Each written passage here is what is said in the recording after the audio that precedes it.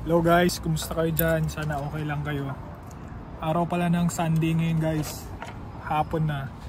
Ini-enjoy natin ang panahon dito sa Canada.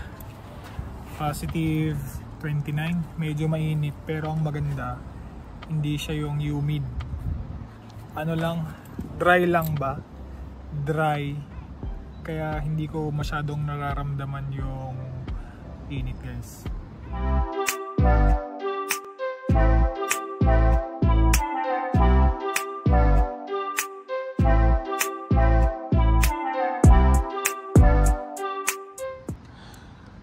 At syempre kasama natin si Austin.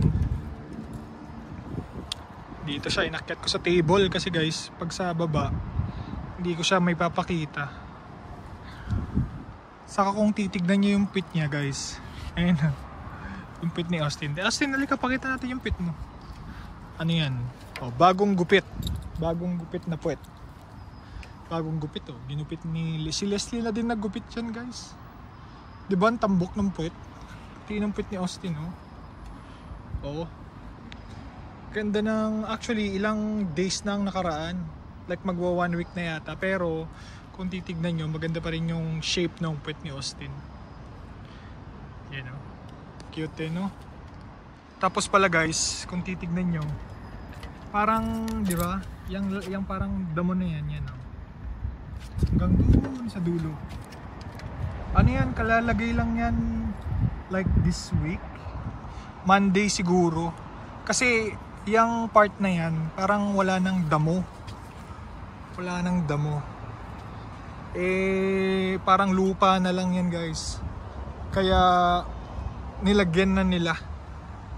Hindi mo rin kasi maiwasan, kasi feeling ko yung mga damo na yan, ano yan, namatay yan kasi syempre marami din aso dito sa place namin kasi pet friendly environment to.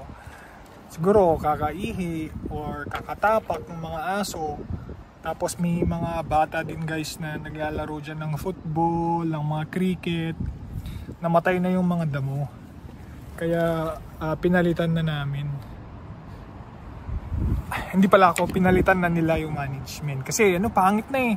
Itsura ba naman yung lupa na? Kaya mas maganda na din, palitan na din. Hindi na rin maganda. Good choice para sa kanila. Tinitignan si Austin nung mga tao kasi nasa table siya. Tapos si Austin kasi guys, pag nakita mo siya, guys, nalaglag ko pa yung phone ko. Kasi nga may nakita si Austin na aso. Hindi naman pala, hindi aggressive si Austin guys sa aso. Parang yung way of parang excited siya kumbaga. Hindi dahil siya, galit o whatsoever. Lakad muna tayo. Tapos guys, parang may nilagay sila dito eh. Ayun, tinatapakan ni Austin. Parang parang yung nasunog na kahoy guys. Ay nako Austin, yung parang nasunog na kahoy.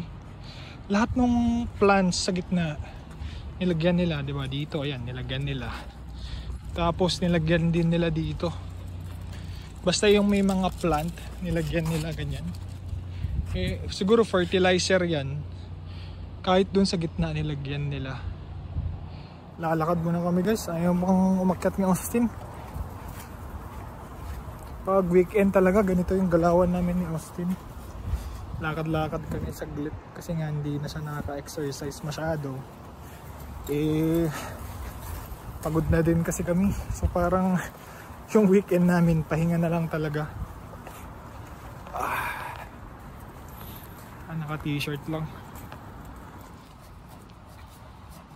O tara na, balik na tayo. Balik na tayo Austin. Pangatatay pa to.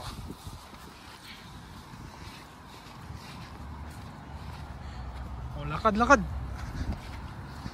Pangit na dyan. Pangit na, tara na, balik na tayo.